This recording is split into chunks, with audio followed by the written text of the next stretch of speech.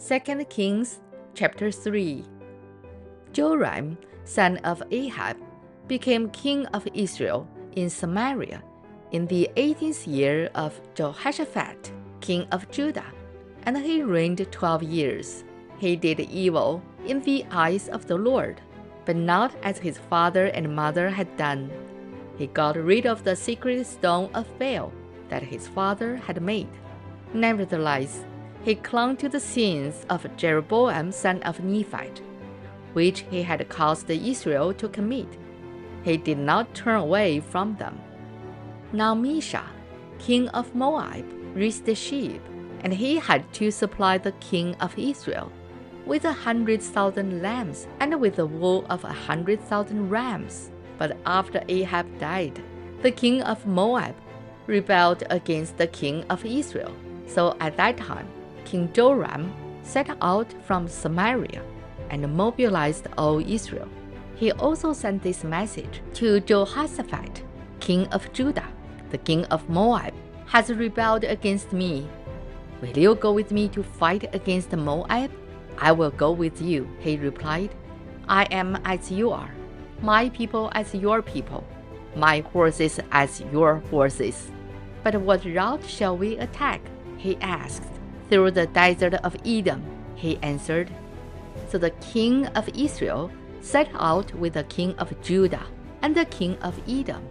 After a roundabout march for 7 days, the army had no water for themselves or for the animals with them.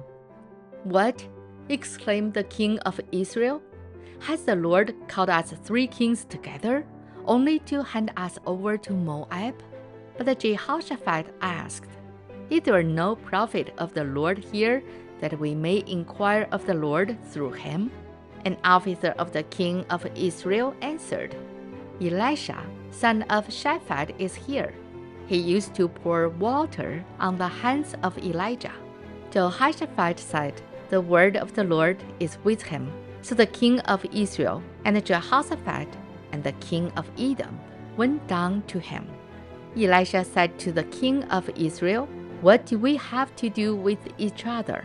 Go to the prophets of your father and the prophets of your mother.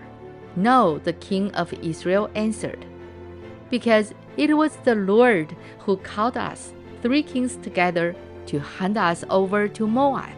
Elisha said, As surely as the Lord Almighty lives, whom I serve, if I did not have respect for the presence of Jehoshaphat, king of Judah, I would not look at you or even notice you. But now bring me a harpist.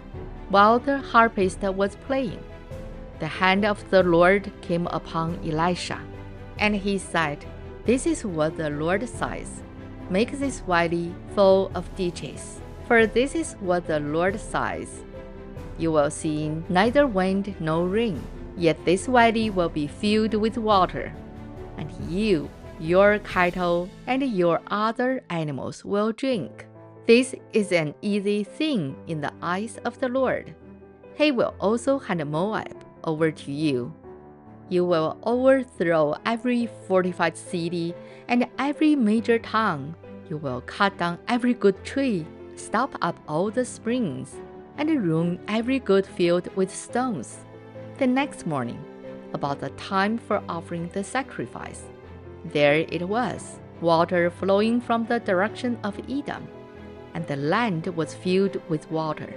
Now all the Moabites had heard that the kings had come to fight against them, so every man, young and old, who could bear arms was caught up and stationed on the border.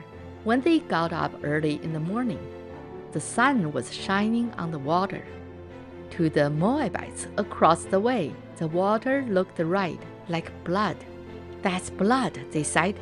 Those kings must have fought and slaughtered each other. Now to the plunder.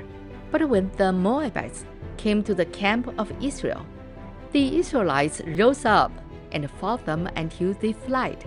And the Israelites invaded the land and slaughtered the Moabites. They destroyed the towns, and each man threw a stone on every good field until it was covered. They stopped up all the springs and cut down every good tree. Only Kir-Hareseth was left with its stones in place. But men armed with slings surrounded it and attacked it as well. When the king of Moab saw that the battle had gone against him, he took with him 700 swordsmen to break through to the king of Edom, but they failed. Then he took his firstborn son, who was to succeed him as king, and offered him as a sacrifice on the city wall. The fury against Israel was great. They withdrew and returned to their own land. This is the end of 2 Kings chapter 3. 神的话语要昼夜思想，玉恩读经频道期待与您下次再见。